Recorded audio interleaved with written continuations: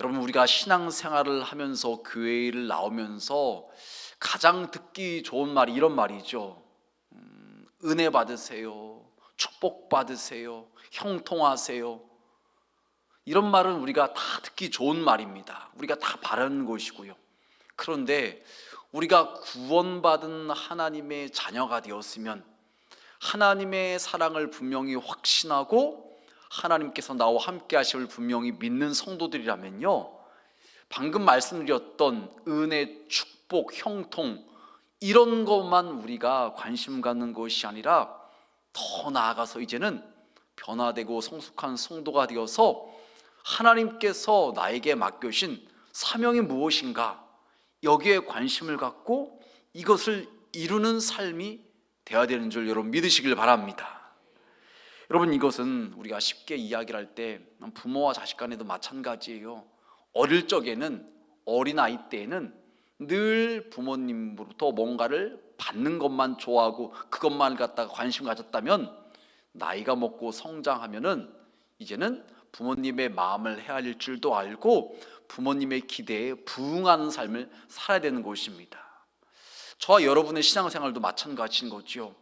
처음에는 하나님께 이것 주세요, 저것 주세요, 그렇게만 기도하다가도 이제는 좀 믿음이 성장한 성도가 되었다면은 여전히 구하는 거, 필요한 거 구할 수 있겠지만 그것만 구하는 자가 아니라 주님께서 맡겨진 사명을 감당하기 위해서, 하나님, 제가 주님께서 맡겨진 사명을 감당하기를 원하오니 잘 감당할 수 있는 지혜도 주시고 성령 충만함도 주시고 감당할 수 있는 사람, 환경, 여건도 하나님께서 붙여주시고 만들어달라고, 그런 기도를 해야 될 것입니다.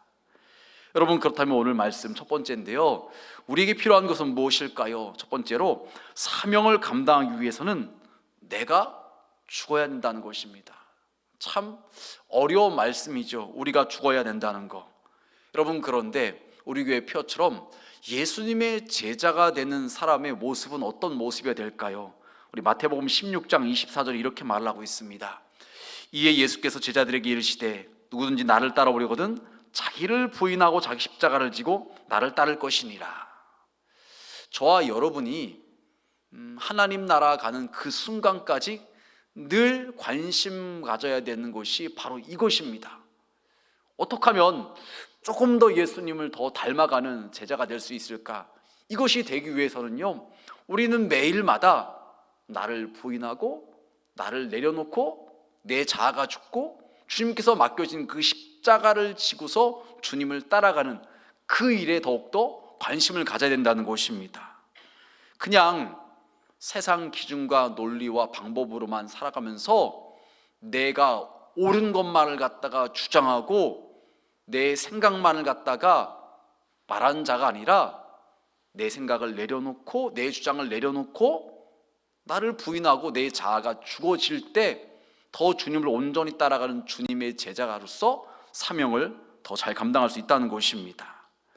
여러분, 그래서 우리는요, 내가 그 사명의 길을 감에 있어서 인정받지 못할지라도, 내가 높임받지 못할지라도 우리 주님께서 높임을 받으시고 주님의 뜻이 이루어지고 우리 교회가 하나님의 뜻을 온전히 이루어 드리는데, 내가 때로는 손해를 보고 때로는 인정받지 못할지라도 그것을 갖다가 우리는 감당할 수 있어야 되는 것입니다. 여러분, 그래야지만 우리의 희생과 우리의 헌신을 통해서 이 땅 가운데 하나님의 뜻이 이루어질 수가 있고 우리가 사명을 감당하는 사람이 될 수가 있는 것입니다. 희생하지 않고 부인하지 않고 십자가 지지 않고선, 내가 죽지 않고서는요, 결코 우리에게 맡겨진 사명을 온전히 감당할 수가 없는 것입니다. 여러분, 그런데 문제는 우리의 마음이 이게 변화하는 것이 문제가 되죠.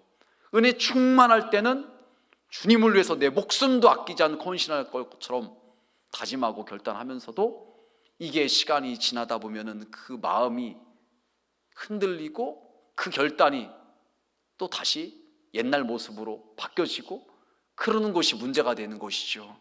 여러분, 사도행전에 보면은 아나니아 삽비라 이야기가 나옵니다. 자신들의 재산을 팔아서 우리 하나님께 드린다는 감동을 받았어요. 그래서 그렇게 하려고 마음 먹었어요. 결단했어요. 그런데 시간이 조금 지나니까는 아까운 마음이 드는 거예요. 이거 굳이 뭐 이렇게 다 안 해도 될 것 같은데, 일부만 하면 될 것 같은데. 그래서 마음이 바뀌어서 일부만 드리면서도 마치 전부를 드린 것처럼, 왜?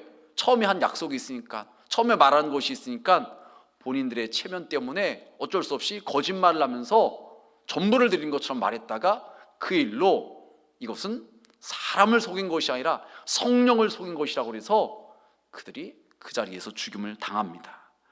여러분, 우리의 모습이 이럴 때가 있죠. 처음에는 안 그랬는데, 처음에는 정말로 주님께 받은 은혜가 너무나 커서 나의 모든 것을 다 주님께 드리려고 했었는데, 시간이 지나다 보면 그 마음이 흐려지면서 우리의 마음 가운데 교만함이 싹 든 그럴 때가 있어요.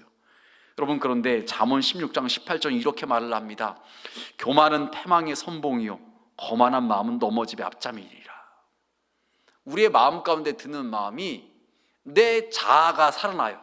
그래서 내가 그래도 이렇게 수고했는데, 내가 이렇게 그래도 헌신하고 봉사하고 충성했는데, 내가 그래도 주님께 이만큼 드렸는데, 이런 마음이 들면서 스스로 나 자신이 인정받기를 원하고 내가 드러나기를 원하는 것이, 그게 교만함인 거죠. 근데 지금 말씀해 보니까 교만은 패망의 선봉이요 거만한 마음은 넘어짐의 앞잡이니라라고 말씀하고 있습니다. 여러분, 왜 이런 마음이 드는가요? 마귀가 우리의 마음 가운데 그 교만이라는 가라지를 뿌리고 간 거예요. 그래서 그것이 자라나가지고서 내가 인정받기를 원하고, 내가 높임받기를 원하고, 내가 드러나기를 원하는 것입니다. 그런데 만약 사람들이 나를 알아주지 않고 인정해주지 않으면요, 서운한 거예요. 속상한 거예요. 이게 바로 우리가 경험하는 일들인 것이죠. 여러분, 그런데 우리가 구원받은 하나님의 은혜를 갖다가 생각을 한다면요, 우리는 아무것도 드러낼 것이 없고 자랑할 것이 없는 것입니다. 저와 여러분이 주님께 받은 은혜를 생각한다면요, 누가 알아주든 안 알아주든 그거 아무런 상관이 없이 오직 하나님의 은혜라고 말할 수밖에 없는 것이고요, 이것도 감사하고 저것도 감사하고 감사를 말할 수밖에 없는 것입니다. 여러분, 이런 상태 가운데 있는 사람의 그 봉사, 헌신, 충성의 자세가 어떨까요? 사도행전 20장 19절에 보면 이렇게 말하고 있어요. 곧 모든 겸손과 눈물이며 유대인의 관계로 말미암아 당한 시험을 참고 주를 섬긴 것과. 사도 바울이 사역을 함에 있어서 많은 어려움이 있었는데, 그 어려움 가운데서 그 사역을 감당하는 자세가 겸손이었고 눈물이었다는 것입니다. 그 어려움 가운데도 시험을 참고 주님을 섬겼다는 것입니다. 여러분, 이것이 바로 사명을 감당하는 사람의 자세가 되어야 된다는 것이에요. 저와 여러분이 우리 교회를 섬김에 있어서, 주님을 섬김에 있어서 모든 겸손으로 사역을 감당해야 되는 것이고요, 또 그 사역을 감당할 때 시험을 참아야 된다는 것이에요. 그러니 그 가운데 얼마나 힘들겠어요. 그러니 눈물이 날 수밖에 없는 것입니다. 하지만 그렇게 그 과정들을 참고 인내했을 때, 우리가 사명을 온전히 감당했을 때 맺어지는 열매가 있다는 것입니다. 여러분, 주변에 그런 분들 혹시 보셨는지 모르겠어요. 특별히 주로 이제 여자 권사님들이 이제 그런 일을 갖다가 이제 많이 이제 경험했을 텐데, 믿지 않는 남편 전도하기 위해서 평생을 눈물로 보내시면서 참고 인내하고 헌신하신 그런 분들이 계시잖아요. 정말로 남편이 막 모진말을 하고 막 너무 괴롭히고 힘들게 하고 핍박하는데도 그 남편 구원하려고 늘 눈물로 기도하고 참아내고 평생을 갖다 그렇게 보낸 분들 계셔요. 그래서 결국에는 그 남편 구원하고 또 더 나아가서 자녀들까지도 지켜내고 자녀들도 믿음의 사람으로 만들어내는 그런 모습을 갖다가 이렇게 보게 되면은요, 평생을 어떻게 저렇게 사셨을까? 어떻게 참아내셨을까? 어떻게 이겨내셨을까? 참 존경스럽고 참 박수를 보내고 싶은 그런 분들이 계셔요.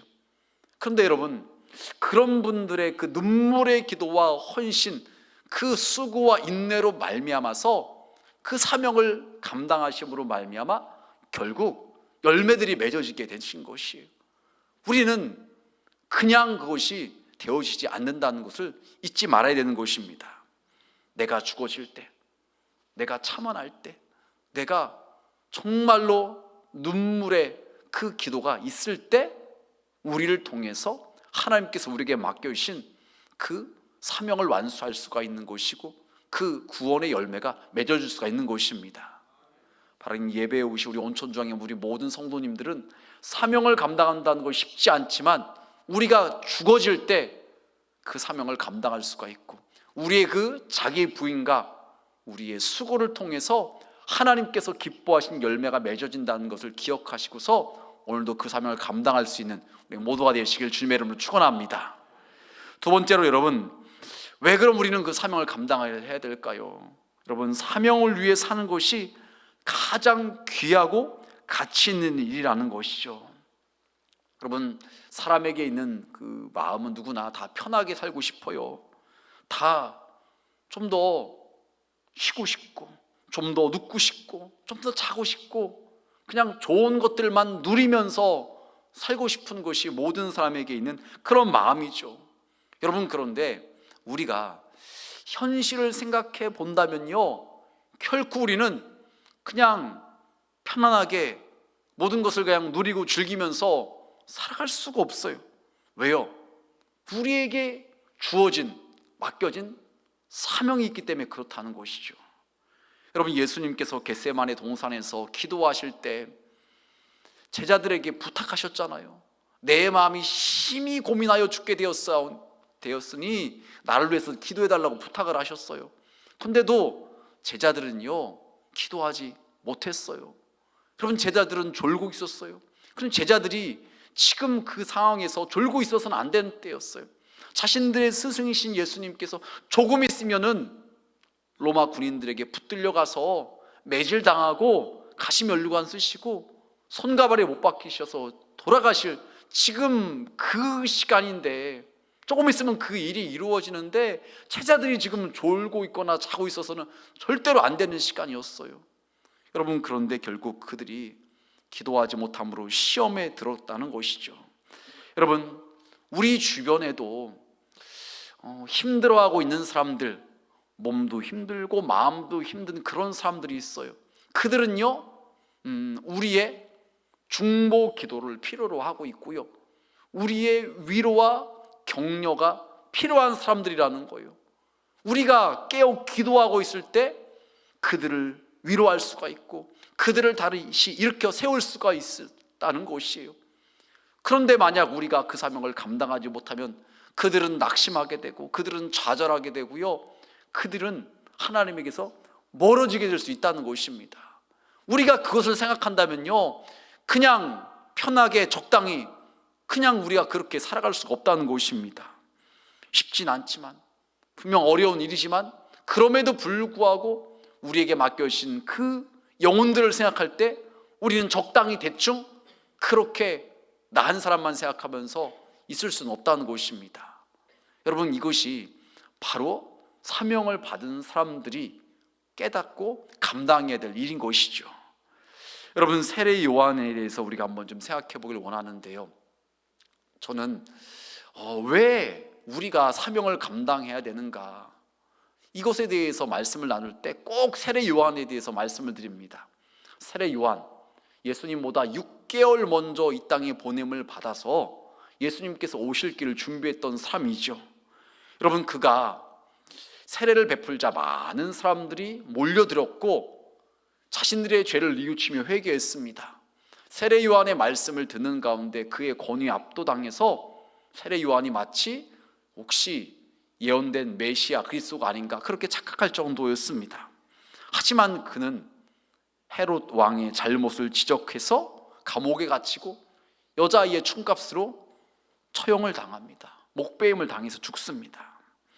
여러분, 그의 인생을 생각해 볼 때 광야에서 메뚜기와 석청을 먹어가면서 경건 생활을 하고 이제는 준비가 되어져서 본격적으로 예수님께서 오실 길을 준비하는 강야에 외치는 소리가 되어서 너무 멋지게 쓰임을 받고 있었습니다.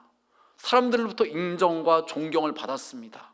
그런 그가 인생의 말년이라고 말할 수 있는 그 감옥에서의 시간, 그리고 마지막에 처형당하는 걸 생각할 때 인생이 이게 뭔가 너무나 초라해 보이고, 어찌 보면은 세상 기준으로 본다면 한심해 보이기까지 하는 것이 세례 요한의 마지막의 모습이라고 생각이 들어요. 여러분, 그런데 그것은요, 세상적인 기준이라는 것이에요. 우리의 인생, 세상적인 기준으로만 평가해서는 안 된다는 거지요. 하나님께서 보실 때, 예수님께서 보실 때 그는 여자가 낳은 자 중에 가장 큰 자라였다는 것입니다. 주님께서 그에게 맡겨주신 사명을 갖다가 온전히 감당했기 때문에, 죽는 그 순간까지 최선을 다했기 때문에 주님께서 보실 때는 여자가 낳은 자 중에 가장 큰 자라는 평가를 받았다는 것입니다. 왜요? 그가 그만큼 자신에게 맡겨진 사명을 귀중하게 여겼고 그 일을 온전히 감당하기 때문에 그렇다는 것입니다. 저와 여러분도 이 세상을 떠날 때, 떠난 이후에 사람들로부터 평가를 받을 거예요. 사람들은 이러니 저러니 말할 수 있어요. 그 평가도 물론 무시는 못하겠죠. 하지만 우리는요, 하나님으로부터 좋은 평가를 받을 수 있어야 된다는 거예요. 착하고 충성된 종이었다고, 그런 평가를 받아야지 악하고 게으른 종이었다고, 사명을 갖다가 거들떠보지 않고 우습게 여겼던 그런 사람이었다고 평가를 받아서는 안 된다는 것입니다. 여러분, 사도 바울은 오늘 말씀에 24절에 이렇게 말을 합니다. 내가 달려갈 길과 주 예수께 받은 사명, 곧 하나님의 은혜의 복음을 증언한 일을 마치려 하면은 나의 생명조차 조금도 귀한 것을 여기지 아니하노라. 사도 바울은 고백하는 것이 본인이 지금 힘쓰고 있는 그 일은요, 주 예수께 받은 사명이라고 분명하게 말씀하고 있어요. 저와 여러분이 받은 직분, 이거 사람에게 받은 것이 아니라 우리 주님께 받았다는 것이에요. 여러분이 지금 하고 있는 헌신, 봉사, 충성, 그거 주님께서 여러분에게 맡겨주신 일이라는 거예요. 집사로서의 직분, 권사로서의 직분, 장로로서의 직분, 교사로서의 직분, 선교회장으로서의 직분, 주님께서 여러분에게 다 맡겨주신 일이라는 것이에요. 그것을 갖다가 어떻게 감당해야 되느냐, 지금 사도 바울의 고백처럼 그 일을 갖다가 마치려 하면은요, 나의 생명조차도 조금도 귀한 것으로 여기지 않는다는 그런 결단과 고백을 가지고서 우리는 그 사명을 감당해야 된다는 것입니다. 여러분, 이런 모습이 바로 사명을 위해 살아가는 성도의 모습이라고 말할 수가 있는 것이죠. 여러분, 감리교 그 역대 목사님 가운데 부흥사로 섬겼던 이용도 목사님이라는 분이 계십니다. 제가 언젠가도 한번 말씀드린 적이 있는데요, 이분이 이런 글을 남겼어요. 조반을 먹으며 나는 한 거룩한 물건을 보았습니다. 꿰진 빗자루. 이 빗자루에 관한 것을 이야기를 하고 있어요. 빗대어서. 그는 내 집에 와서 더러운 먼지와 지저분한 모든 것을 치워주느라고 살이 떨어지고 배가 깨지고 뼈가 부스러져 내 집에 들어올 때 성성하던 그 모습은 없어지고 꼴사나운 뭉수리가 되고 말았습니다. 오, 너 거룩한 희생자, 진실한 봉사자, 꿰진 빗자루, 주여 나를 한 개 빗자루로 만들어 주소서. 그리하여 마귀가 뿌리는 악독한 먼지를 이 지상에서 쓸어내는 일에 참가하게 하소서. 그 일에 내 몸이 꿰지고 닳아져 청결통에나 벽 아궁이에 들어갈 때까지 나의 사명을 완전히 다할 수 있는 충직한 빗자루로 만들어 주소서. 이용도 목사님의 고백은 자신의 삶이 마치 깨끗하게 하기 위해서 쓰여졌던 빗자루처럼 자신도 충직한 빗자루로서 살아가기를 원한다는 것입니다. 하나님께서 자신에게 맡겨진 그 사명, 마귀가 뿌려놓은 그 악독한 먼지를 갖다가 쓸어내고 사람들의 심령을 정결케 하는 그 일에 자신의 인생이 쓰임받기를 원한다는 것이, 그 일을 위해 온전히 헌신하고 충성하기를 원하는 것이 그분의 고백이었다는 것입니다. 이용도 목사님은 본인의 고백처럼 정말로 주를 위해서 온전히 헌신하다가 마치 예수님처럼 33세의 나이에 소천받아서 하나님께로 갔습니다. 여러분, 히브리서 9장 29절은 이렇게 말씀하고 있어요. 우리 다 같이 한 목소리로 봉독하시겠습니다. 한 번 죽는 것은 사람에게 정해진 것이요 그 후에는 심판이 있으리니 아멘. 여러분, 저와 여러분 모두 다 언젠가는 한 번은 하나님의 부름을 받아서 하나님 앞에 서게 돼 있다는 것입니다. 그리고 심판을 받게 되어 있다는 것이요. 여러분, 이것이 남의 이야기가 아니라는 것이요. 저와 여러분도 우리보다 먼저 하나님의 부르심을 받은 사람들처럼 언젠가는 한번 부름을 받게 되어 있는데, 그때 우리가 이 땅에 사는 동안 어떻게 살아왔는지, 하나님께서 우리에게 주신 사명을 얼마나 잘 감당했는지 하나님 앞에서 그것을 다 보고하게 되는 날이 있다는 것입니다. 하나님께 심판을 받는 때가 있다는 것입니다. 여러분, 우리가 생각하기를 우리는 마치 우리는 그 날이 임하지 않을 사람처럼 착각하고 살아가는데 아니라는 것이에요. 언젠가 한 번은 반드시 우리는 주님 앞에 서게 돼 있다는 것입니다. 영원히 살 것 같지만 아니라 한 번은 반드시 육신의 죽음을 경험하게 된다는 것이죠. 여러분, 그래서 우리는 이 땅에서 사는 동안 주님께서 우리에게 맡겨진 사명을 소중하게 여기고 그것을 위해서 살아가는 것, 그것이 가장 의미 있는 인생이고 가장 귀한 인생이라고 말할 수가 있는 것입니다. 돈 많이 벌어야죠. 또 성공도 하고 승진도 하고 올라가는 거 다 귀하고 좋은 일이겠죠. 그런데 우리가 관심 가져야 되는 것은요, 사명이라는 것입니다. 하나님께서 나에게 맡겨진 사명이 무엇인가? 여기에 관심을 가져야 돼요. 여러분, 우리 모든 믿는 성들에게 맡겨진 사명은요, 중보 기도의 사명이 있고요, 영구원, 전도의 사명이 있는 줄 여러분 믿으시길 바랍니다. 이것은 어느 누구도 아니라고 말할 수가 없는 거예요. 우리 모든 믿는 사람들에게는요, 중보 기도의 사명이 있는 것이고요, 전도의 사명이 있는 것입니다. 더 나아가서 특별히 여러분에게 주신 은사와 달란트에 따라서 더 또 감당해야 될 또 사명이 있는 것이죠. 여러분, 특별히 우리가 살고 있는 이 나라가 너무나 극심한 갈등 가운데, 어려움 가운데 있습니다. 저는 다른 분들도 다 그런 걱정이 있겠지만, 이제 오늘 11시에 이제 발표가 되어지는데 어떤 결론이 나오든지 이게 그냥 넘어가지 않을 것 같아요. 그래서 여러분, 우리는 그 일을 위해서도 기도를 해야 되는 것입니다. 사명의 사람으로서 이 나라를 하나님께서 지켜달라고, 더 이상 갈등과 분열이 일어나지 않고 서로가 서로를 배려하고 양보하고 용납해주고 반대편의 상대편의 입장에서 다시 한번 생각해주고 하나님께서 기뻐하시는 삶의 자세, 태도가 무엇인가, 우리는 그것을 생각하면서 정의도 부르짖어야 되겠지만 옳은 것도 이해하게 하겠지만 그것을 표현하고 그것을 이루어가는 그 과정과 방법 가운데 사랑의 마음으로, 주님의 마음으로 그것을 이루어야 된다는 것입니다. 그렇지 않으면요, 이것이 상대방에게 상처와 아픔과 너무나 큰 어려움으로 표현될 수밖에 없다는 것입니다. 이런 말씀을 정리하겠습니다. 하나님께서 우리에게 주신 시간, 이 땅에서 한 번밖에 없습니다. 한 번 살다 가는 인생, 어떻게 살다 가야 될까요? 사명을 위해서 살아가는 성도가 되어야 되는 것입니다. 잘 먹고 잘 입고 성공하고 그냥 집만 넓히고 좋은 차만 더 타고 그런 것만 관심 갖는 것이 아니라, 그것도 중요하지만 우리 믿음의 성도들은 무엇보다도 하나님께서 나에게 맡겨진 그 사명을 위해서 살아가는 성도가 되어야 된다는 것입니다.